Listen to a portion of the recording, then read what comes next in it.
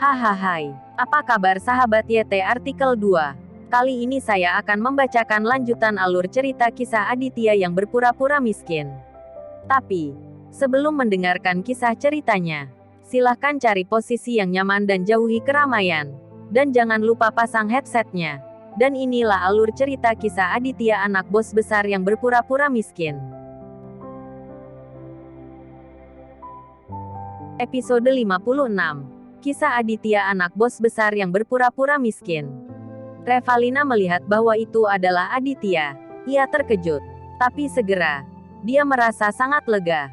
Dia berpikir bahwa tampaknya Aditya juga telah memprovokasi kelompok orang ini. Atau apakah karena Aditya mereka ditangkap preman? Tuan, kami tidak ada hubungannya dengan omong kosong Aditya ini.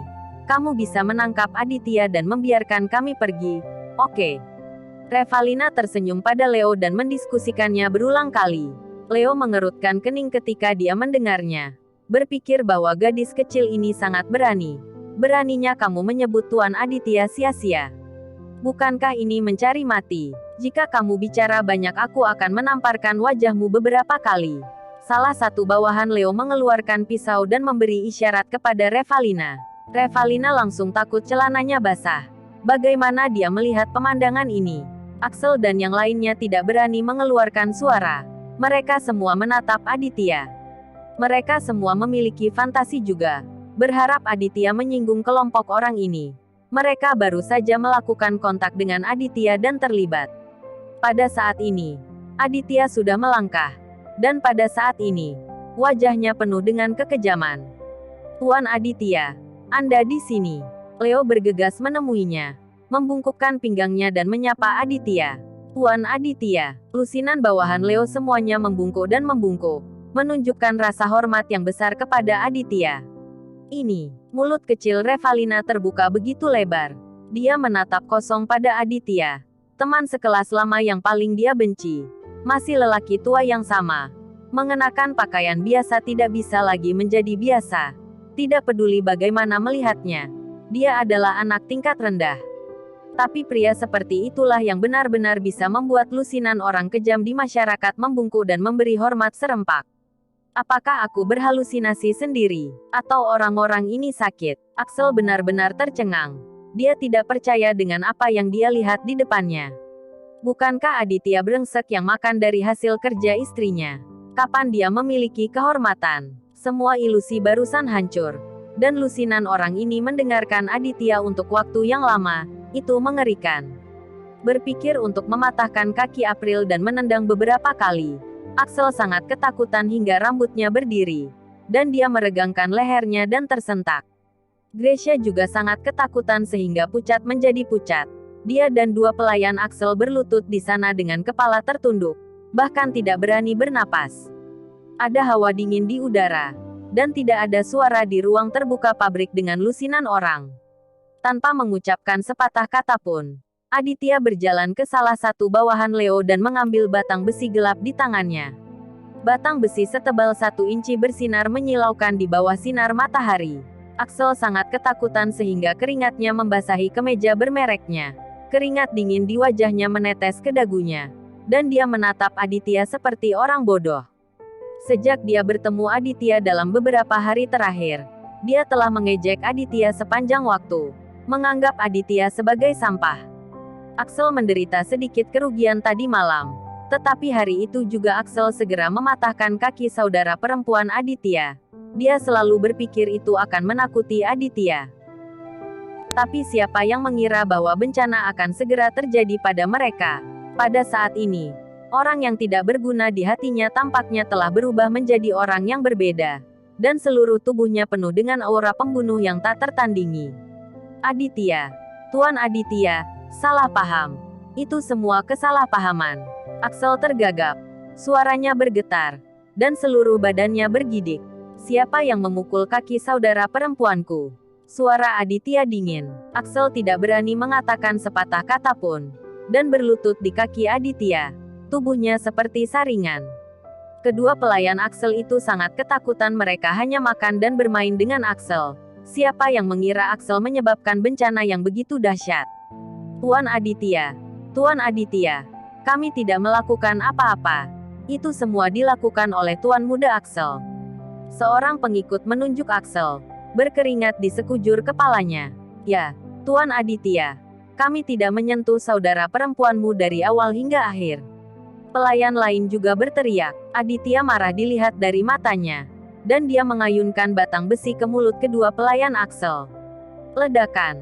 Dua suara teredam. Disertai dengan jeritan kedua pelayan Axel. Semua gigi mereka dicabut. Dan mereka terus memuntahkan darah. Kedua bawahan Leo menyeret kedua anak laki-laki itu ke samping. Hanya meninju dan menendang. Jeritan itu tidak ada habisnya. Dan Axel sangat ketakutan sehingga selangkangannya sangat basah sehingga dia hampir tidak bisa berlutut. Kedua pengikutnya disiksa sedemikian tragisnya tanpa memukul April. Apa yang akan terjadi padanya?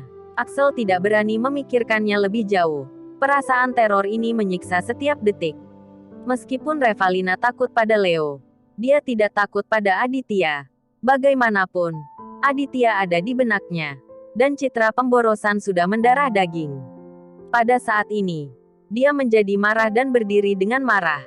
Menunjuk Aditya. Aditya, tidakkah kamu pikir kamu konyol? Berapa banyak yang kamu habiskan untuk menemukan orang-orang ini berurusan dengan kami? Kamu berhenti sekarang. Sudah terlambat. Atau kamu akan menyesalinya.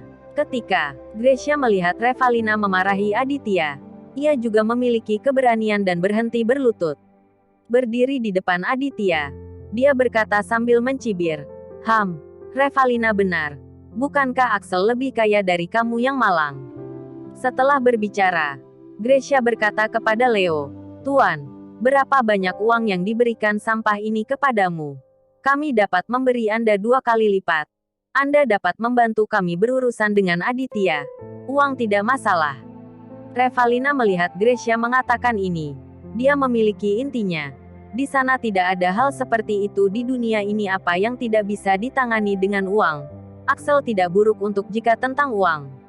Hanya Axel yang tidak mengatakan apa-apa.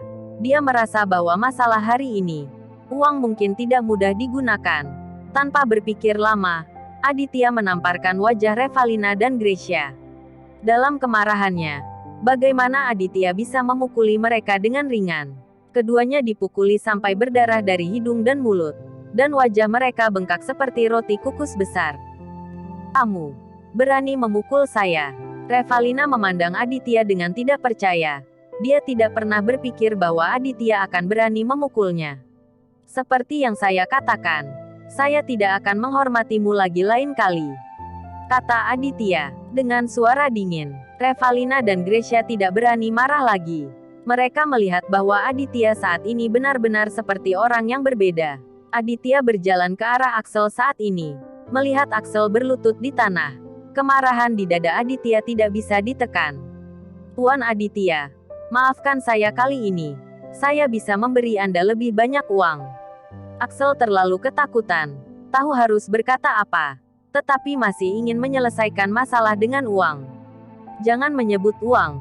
Uang yang saya miliki dapat mengubur leluhurmu selama 18 generasi. Kata Aditya. Menendang Axel, yang berlutut di tanah. Dan kemudian dia mengayunkan batang besi kedua kaki Axel. Itu berlangsung selama lebih dari setengah menit. Dan kemudian menatap Axel. Dia pingsan karena rasa sakit. Kedua kakinya remuk. Dan dia tidak bisa mengatasinya. Dia tidak bisa hidup tanpa kursi roda selama sisa hidupnya. Berpikir bahwa adiknya ditendang beberapa kali di wajah. Aditya masih marah. Menendang wajah Axel. Axel terbangun oleh rasa sakit. Berguling-guling di tanah karena malu. Dan mengeram kesakitan. Dalam sekejap mata, wajah Axel bengkak. Biru dan ungu. Tidak ada tempat yang bagus. Oke. Sekarang bahkan ibumu tidak mengenalimu.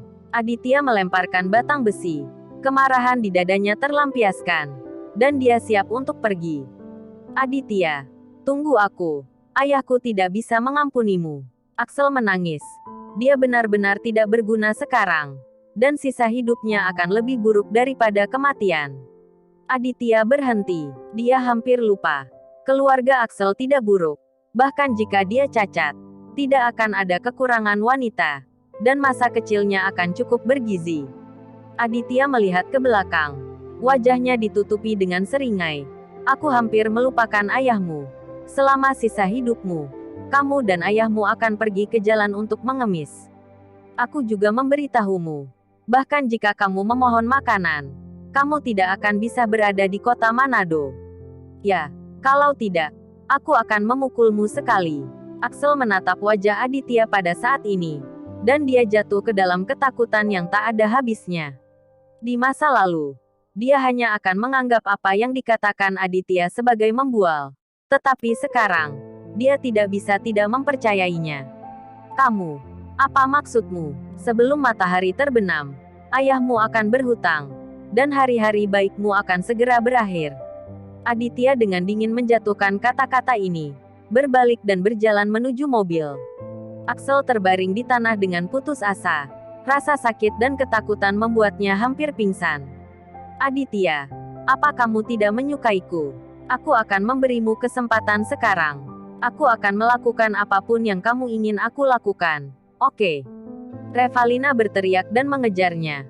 Berlutut di tanah, memeluk paha Aditya yang menyedihkan. Wanita ini tidak sederhana. Dia telah melihat bahwa kekuatan Axel lebih lemah dari Aditya. Mungkin Aditya adalah orang kaya yang tidak menunjukkan kekayaannya. Apakah Aditya selama ini berpura-pura miskin? Pikir Revalina. Bersambung.